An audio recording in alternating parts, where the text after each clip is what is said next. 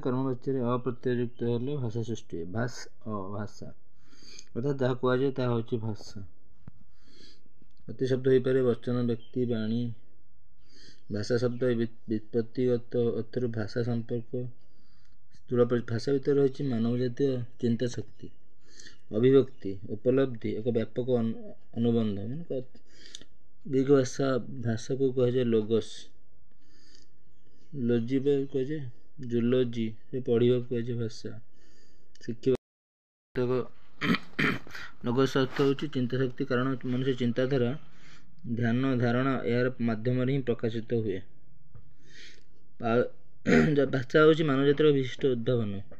इतर छोट प्राणी ठार स्वतंत्र स्थान मिली भाषा कारण छोट कीटलता तरु गछ पत्र पशु पक्षी एरा सब भाषा कही पारती ना मनुष्य हूँ समस्त अलग निज चिंता शक्ति भाषा को अन्य को जोगाजोग कर जन थाए। संस्कृत भाषा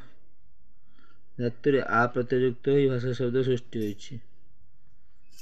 भाषा जार अर्थ व्यक्ति वाणी अर्थात भाषा तत् व्यक्ति वाक् रूपेण अभिव्यक्ति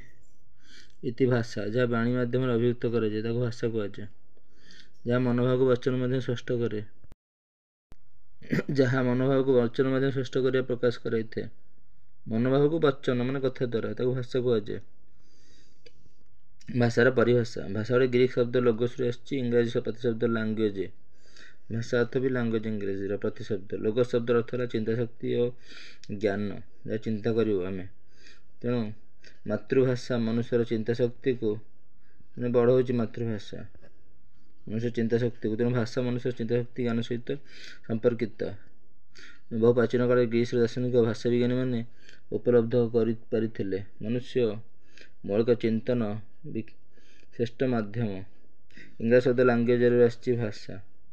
लाटिन शब्द लिंगुआ रु आसी तार अर्थ जिह्वा लिंगुआ मान लाटिन शब्द जिह्वा जिह्वा आसी भाषा जिह्वा हूँ ध्वनि उत्पादन क्षम मनुष्यर